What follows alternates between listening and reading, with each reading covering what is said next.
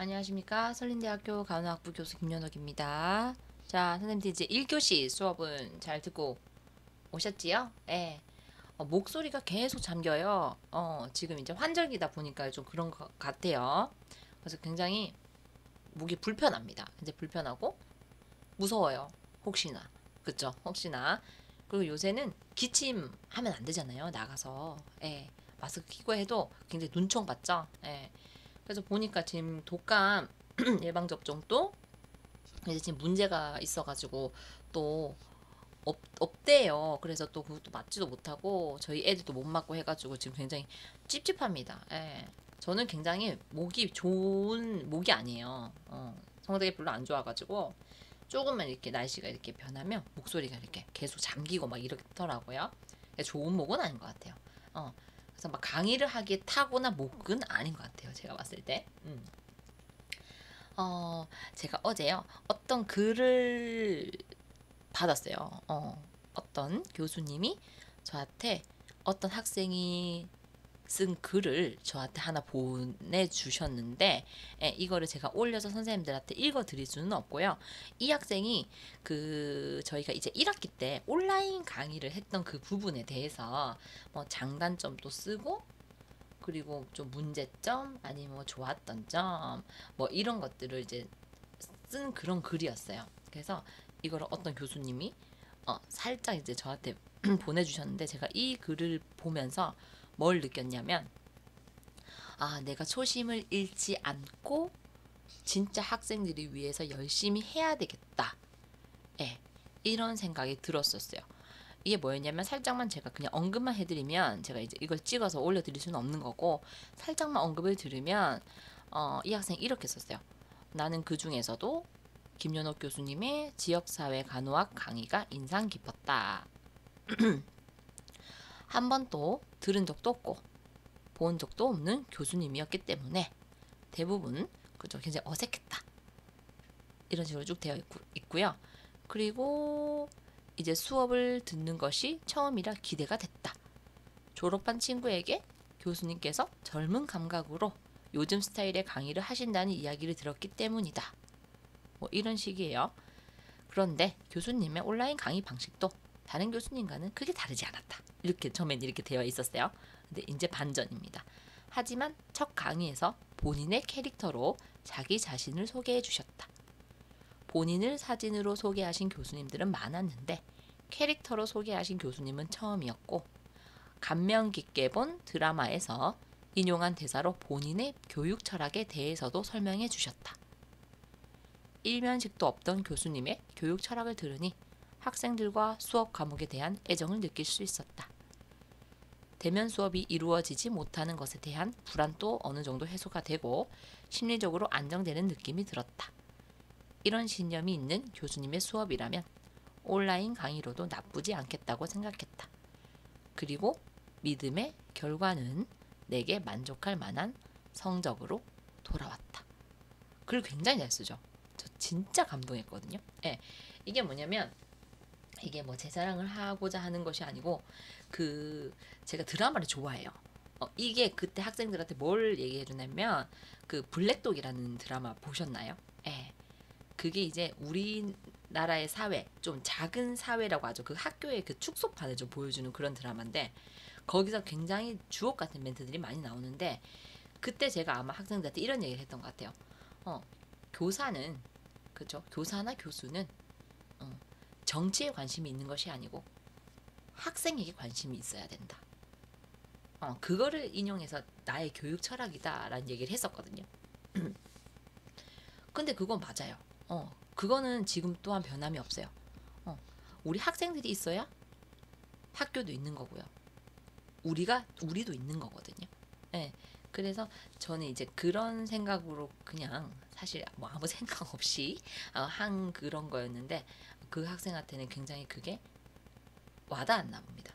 예. 그래서 그 글을 받고 나서 제가 생각한 게 초심을 잃지 않고 또 열심히 해야겠다. 그리고 변함없이 열심히 강의를 해야 되겠다. 그죠?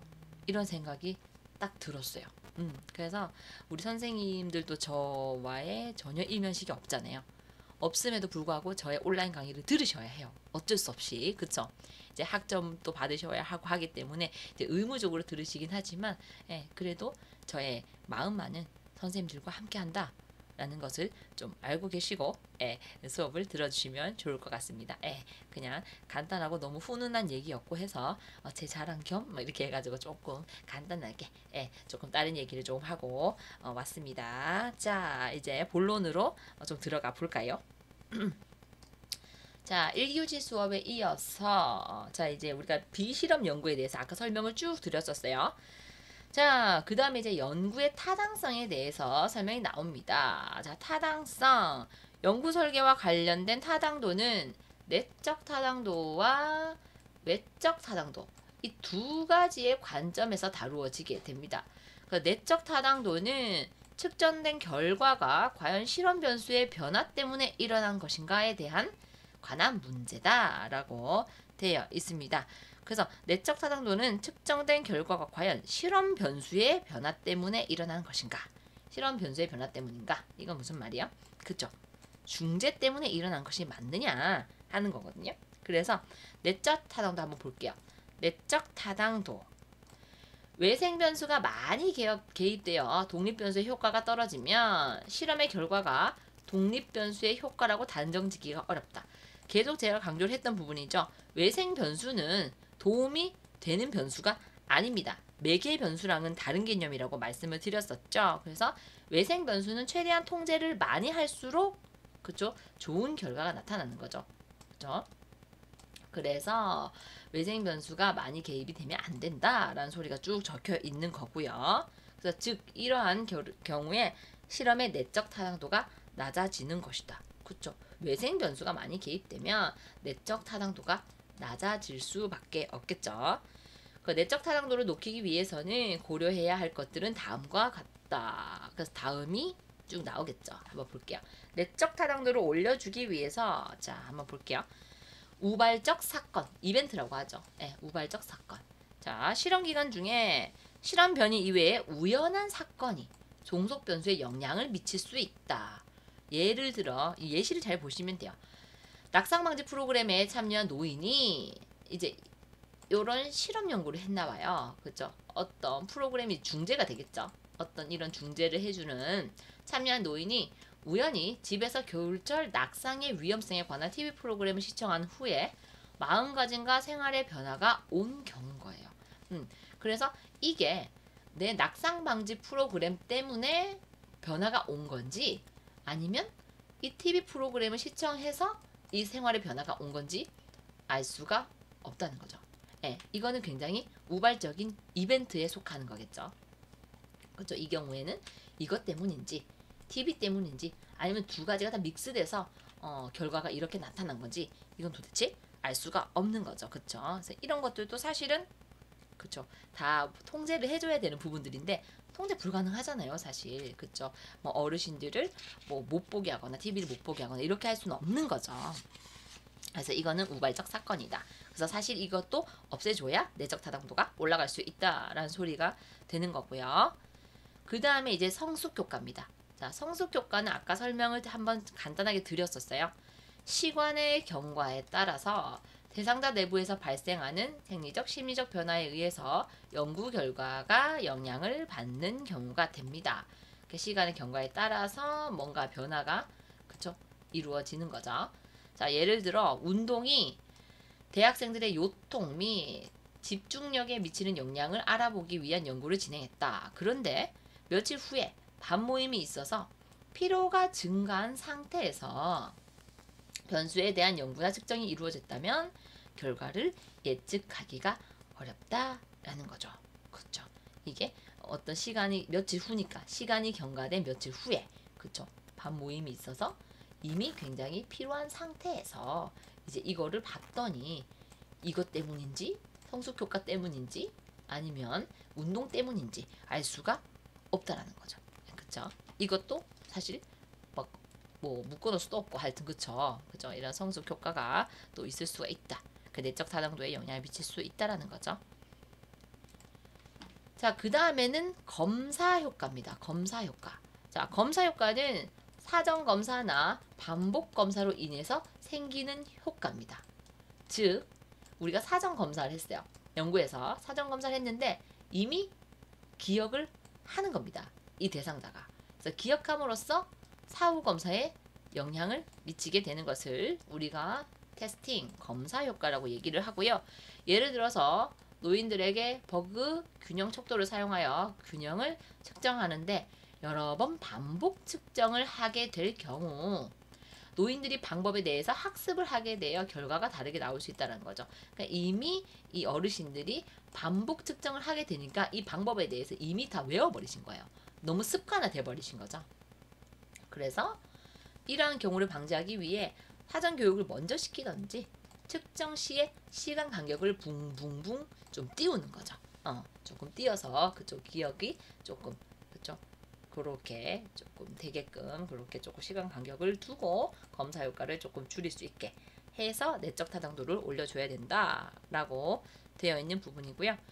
자, 그 다음에는 측정 도구의 문제입니다.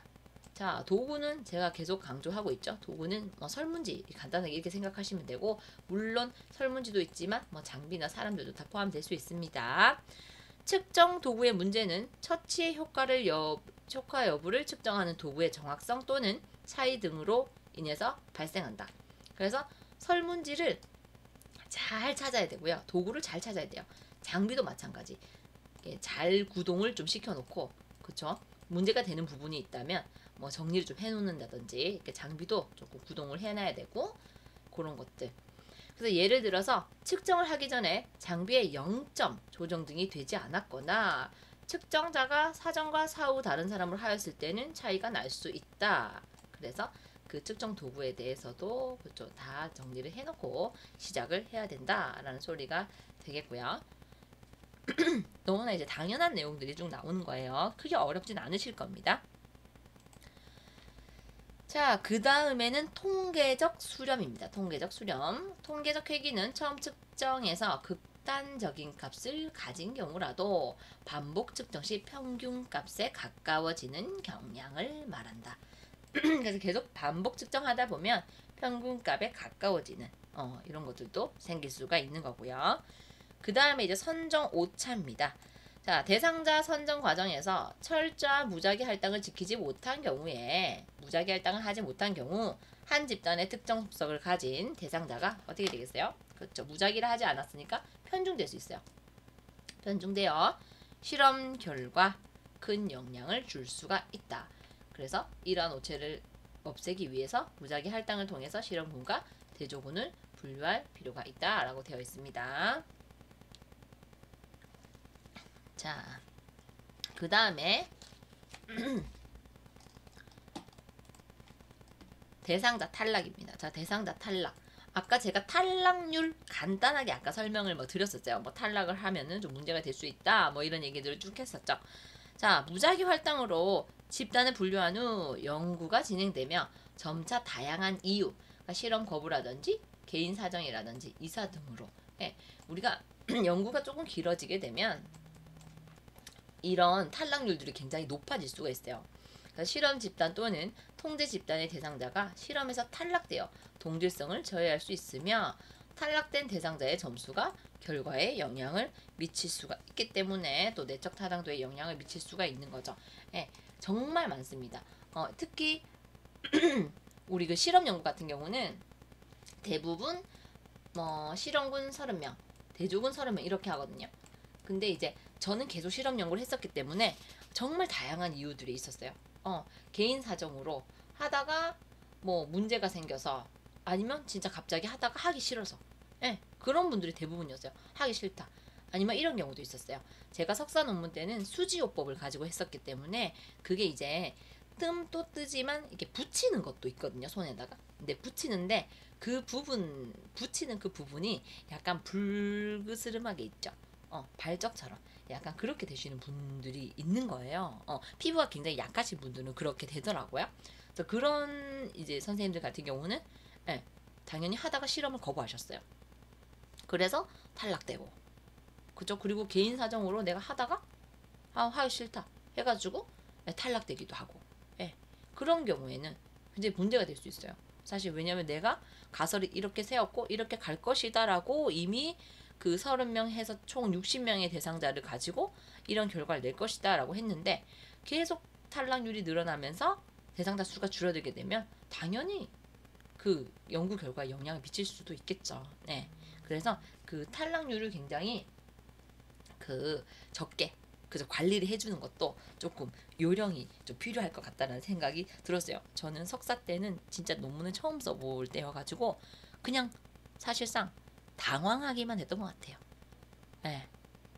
그래서 좀 그랬던 것 같고, 그래서 저는 그 박사 논문 쓸 때는 우리 학생들이 혹시나 탈락을 할까봐 엄청나게 관리를 합니다. 엄청나게 관리를 했고, 그쵸, 중간중간 계속 그죠, 만나고 뭐죠, 뭐 사주고 막 이렇게 해가지고, 예, 탈락률이 1%도 안 났거든요. 예, 전부 다 이제 그 처음에 제가 하고자 했던 그대로 그 60명 그대로를, 예, 연구 결과 연구 마지막까지 끝까지 끌고 올 수가 있었습니다. 그래서 이것도 다 경험인 것 같아요. 경험에서 조금씩 경험이 풍부해지면서 어떻게 하면 탈락률을 줄일 수 있을까? 조금 이렇게 생각을 하게 되는 것 같습니다. 자, 그 다음에는 실험자 5차예요. 실험을 하기 전에 연구자는 미리 실험군에 대한 효과가 좋다는 것을 알고 있고 좋을 것으로 기대하기 때문에 측정 등에서 무의식적으로 점수를 더 좋게 나오게 하려고 하는 경우가 있을 것이고 이러한 상황이 결과에 영향을 줄 수 있다. 무슨 말인지 선생님들 이해가 되시죠? 네, 연구자인 제가 아니면 선생님들이 연구를 하실 거예요. 근데 이미 우리는 가설을 세우잖아요. 그쵸? 그래서 내가 실습 어플리케이션을 줬을 때 우리 실험군은 대조군보다 효과가 당연히 좋을 거야 라고 이미 가설을 세웠고 이미 여러 문헌을 고찰해서 좋다는 걸 알고 있어요. 그쵸? 그래서 우리 연구자는 계속 좋아야 돼. 내 가설이 기각되면 안 되고, 그쵸? 계속 채택이 돼야 되기 때문에 무의식적으로 계속 이걸 밀고 나갈 수 있다는 거죠. 그래서 연구자가 굉장히 객관성이 있어야 돼요. 주관성이 자꾸 들어가게 되면 그 연구 결과가 내가 자꾸 개입이 돼서 되는 것인지 아니면 순수한 그 결과인지를 좀 알아내기가 굉장히 어렵다는 거죠. 예, 그래서 그저 조금 그런 부분들도 연구자들이 좀 객관성을 가지고 연구를 하셔야 할 것 같아요. 저도 그게 굉장히 쉽지는 않았던 것 같습니다. 예, 왠지 그 실험군에게 좀 더 그쵸, 제가 자꾸 기대를 하게 되고 막 좀 그랬던 것 같습니다. 예. 자, 여기까지가 이제 내적 타당도를 이제 올리기 위해서는 이러이러한 것들을 유념해서 이제 연구를 시행해야 된다라는 소리가 되는 거고요. 그 다음에 이제 외적 타당도입니다. 내적이 있었으니까 외적 타당도가 있겠죠. 외적 타당도는 연구의 결과를 어떤 모집단에, 어떤 상태에, 어떤 처치 변수에, 어떤 특정 변수에 일반화할 수 있느냐 하는 문제와 관련이 됩니다. 그래서 즉 연구 결과를 일반화와 관련된 게 외적 타당도예요. 일반화할 수 있는 정도를 의미합니다. 그래서 외적 타당도를 높이기 위해서는 대상자를 무작위 할당을 통해서 분류를 하고 검사자나 환자가 어떠한 실험을 하는지 모르게 눈가림법 등을 방법을 통해서 외적 타당도를 높일 수가 있다라고 되어 있어요. 자, 그래서 이제 외적 타당도에 관련된 것들을 좀 보도록 하겠습니다. 자, 첫 번째는 일반화예요. 일반화. 자, 연구를 통해 얻은 결과는 다른 상황이나 조건에서도 적용 가능해야 한다. 그러니까 그래야 일반화가 될 수 있는 거죠.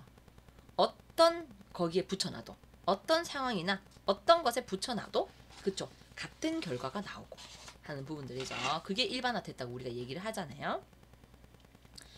자, 모집단의 수가 너무 많을 경우에는 제한된 시간과 노력으로 표본을 추출하여 연구를 수행을 해야 되고요. 이 말은 뭐예요? 아까 모집단은 엄마 집단이라고 했잖아요. 너무 많아요.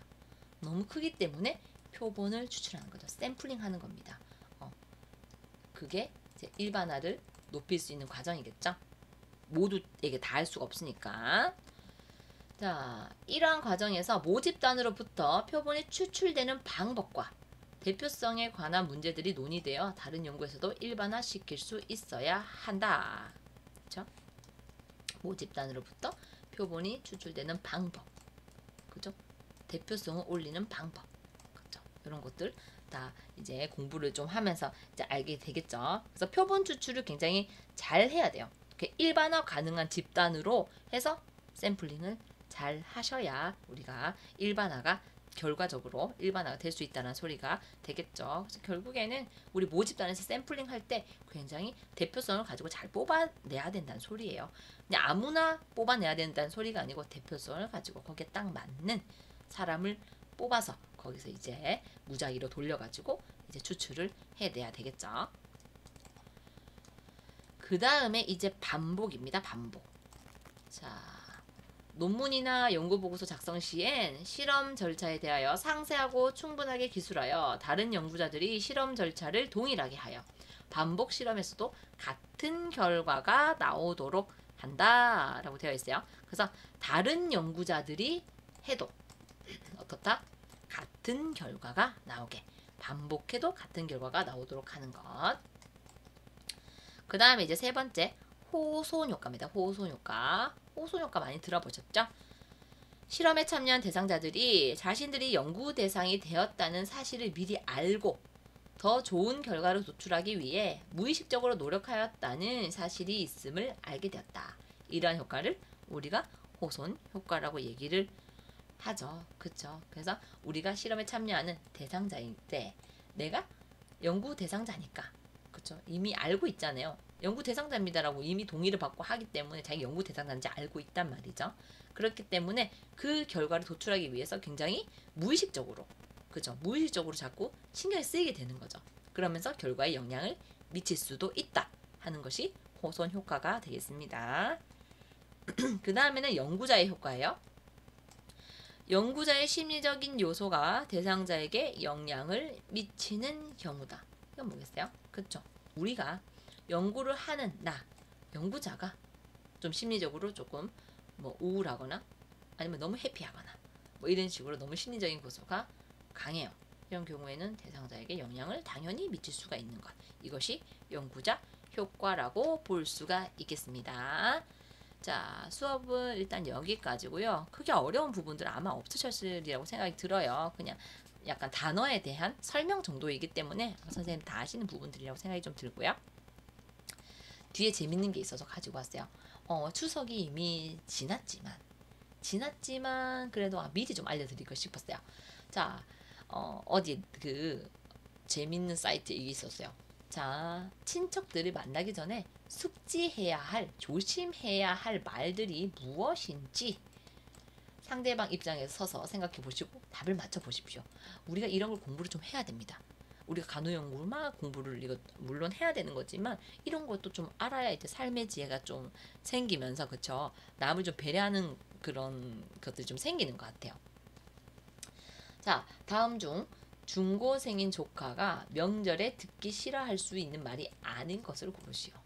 공부하고 가셔야 돼요. 자, 아닌 것은 자, 공부를 잘하니? 이러니까 그쵸? 명절에 오기 싫을 거예요. 땡. 어느 대학 갈 거니? 그쵸? 운동 좀 해라. 살 많이 쪘구나. 이건 진짜 많이 들었던 것 같아요. 그쵸? 그래서 명절 되기 전에 막 운동해서 살 빼고 막 그랬던 것 같은데 넌 여태까지 뭐 했니? 키 좀 더 커야겠다. 많이 먹어라. 차라리 기술을 배우는 건 어떠니? 정말 이런 말 하면 안 됩니다. 스트레스 많을 때다 용돈 필요하지? 굿 이거죠 그죠? 그쵸? 그래서 우리가 우리 어른이잖아요 그쵸? 그래서 우리 조카들한테 이런 말 해주는 센스 있어야 되겠죠? 자, 다음 중 취준생인 조카가 명절에 듣기 싫어할 수 있는 말이 아닌 것을 고르시오. 자, 볼까요? 자, 취준생입니다. 이게 포커스겠죠? 아직도 취업 못했니? 언제까지 그러고 있을래? 안 돼요. 그냥 아무데나 취업해라. 땡. 졸업하면 뭐 할 거니? 누구는 취직해서 자리 잡았던데. 회사는 비전이 있니? 시더니 얼굴 좋아졌구나. 외모도 스펙이니 관리 좀 해라. 좀 그렇다 그죠? 부모님 고생하는 거 안 보이니? 하고 싶은 것 하면서 지내면 언제 효도하려 그러니? 이거 안 돼요. 너는 다 계획이 있구나. 예. 선생님들 요런 얘기. 그쵸? 요런 얘기 좀 신경 써가지고 이제 명절이 아니더라도 누구를 만나더라도 친척을 만나는 것도 아니고 그냥 평소에도 조금 좋은 대화법을 가지고 하시면 좋을 것 같아요. 저도 마찬가지 이런 거 보면서 공부를 좀 해야 할 것 같다는 생각이 좀 들었습니다. 자, 2교시 수업 여기까지고요. 3교시 수업 이따가 이어서 하도록 하겠습니다. 수고 많으셨습니다.